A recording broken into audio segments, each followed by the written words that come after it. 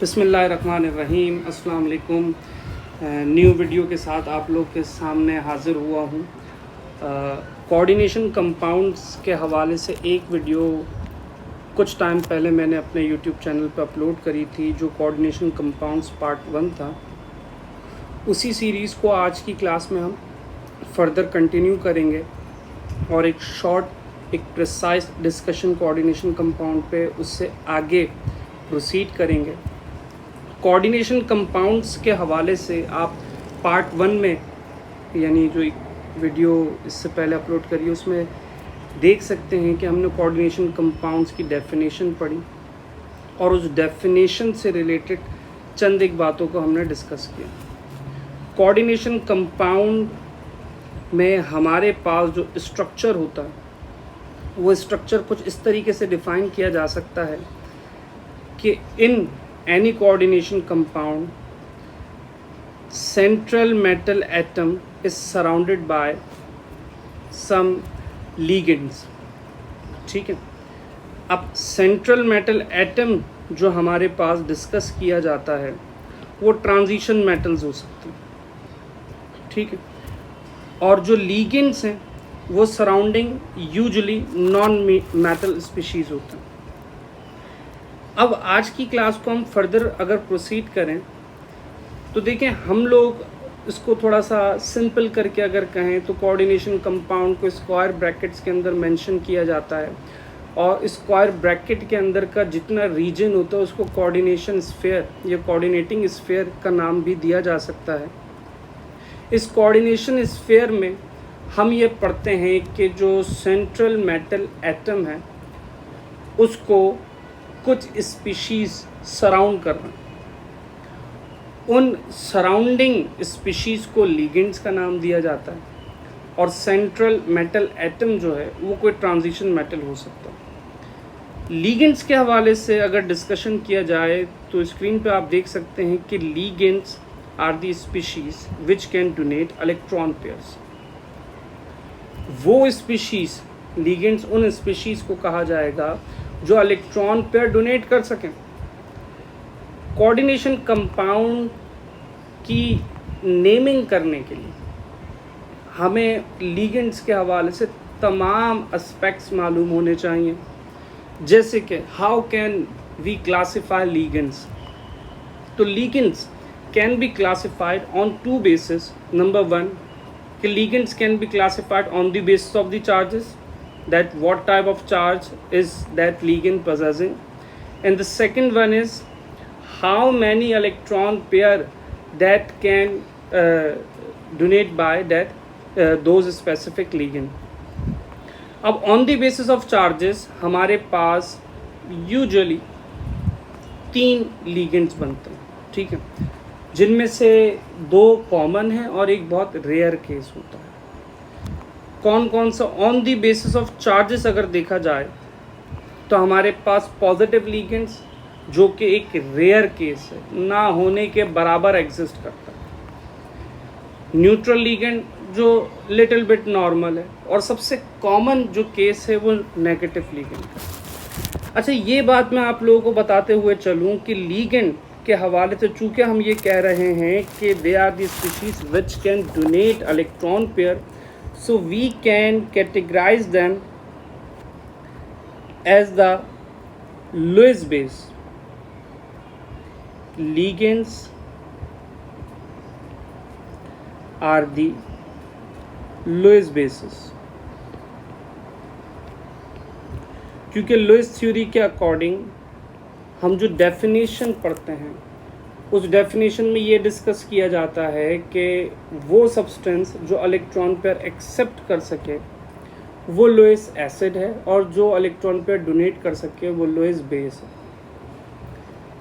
On the basis of charges जो अभी हम बात कर रहे थे, तो हमारे पास पॉजिटिव, न्यूट्रल, नेगेटिव लिगेंड हैं।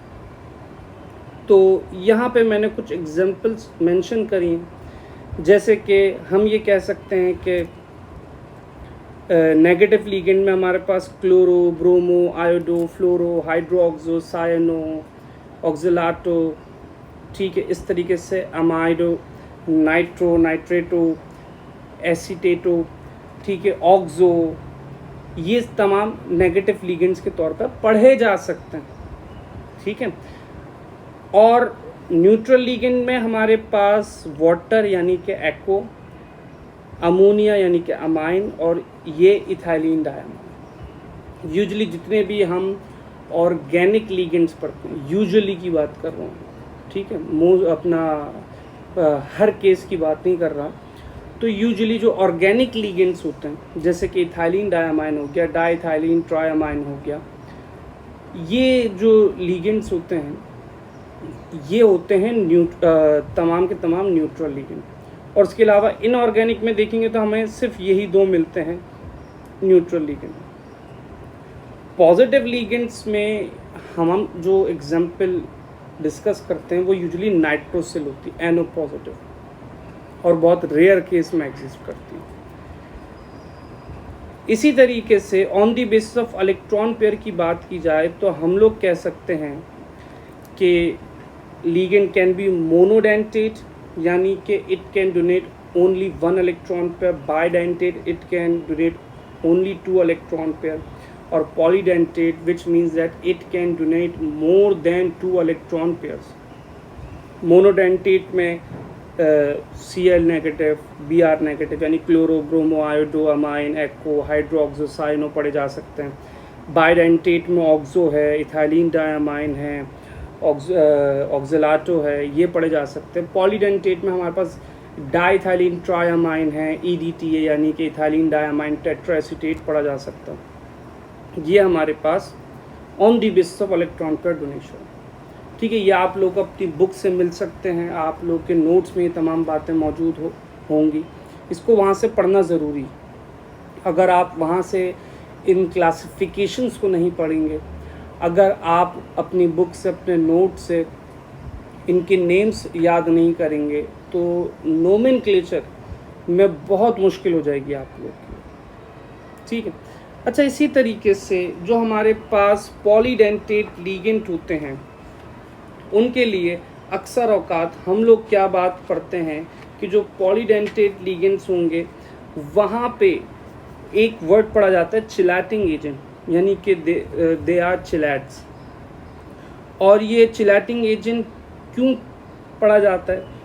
क्योंकि ये जब भी किसी सेंट्रल मेटल एटम के साथ बॉन्ड बनाते हैं तो they form a ring structure, यानी चिलैट की फॉर्मेशन होती है, और चिलैट फॉर्मेशन की वजह से पॉलीडेंटेट या जिनको मल्टीडेंटेट लिगेंड कहा जाता है, they are known as chelating agent.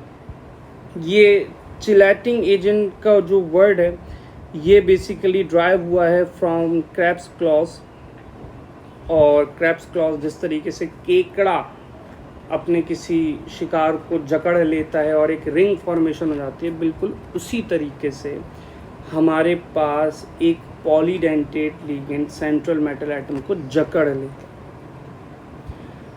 अब देखें, ये तमाम बातें अगर आप लोगों के जहनों में हों, इन तमाम बातों को अगर आप अपने माइंड में क्लियर रखें तो हम नोमेनक्लेचर बहुत इजीली पढ़ सकते हैं। इन तमाम बातों को बताने का मकसद ये कि आप लोग इन तमाम बातों को मेमोराइज़ करें, और इंशाल्लाह हम फिर एक नेक्स्ट वीडियो अपलोड करेंगे, और उस वीडियो तक इंशाल्लाह आप तमाम लोग जो है तमाम लिगेंड्स की क्लासिफिकेशंस याद कर चुके होंगे, उनके नेम्स याद कर चुके होंगे। तो उन लिगेंड्स के नेम्स, उनके चार्जेस की बेसिस पे मैं आप लोग को बताऊंगा कि हम लोग किस तरीके से कोऑर्डिनेशन कंपाउंड की नेमिंग करेंगे, यानी what are the rules on the basis of which we can perform the nomenclature, we can write a name of any coordination complex. ठीक है जी, आज की क्लास को, आज के लेक्चर को यहीं पे एंड करते हैं।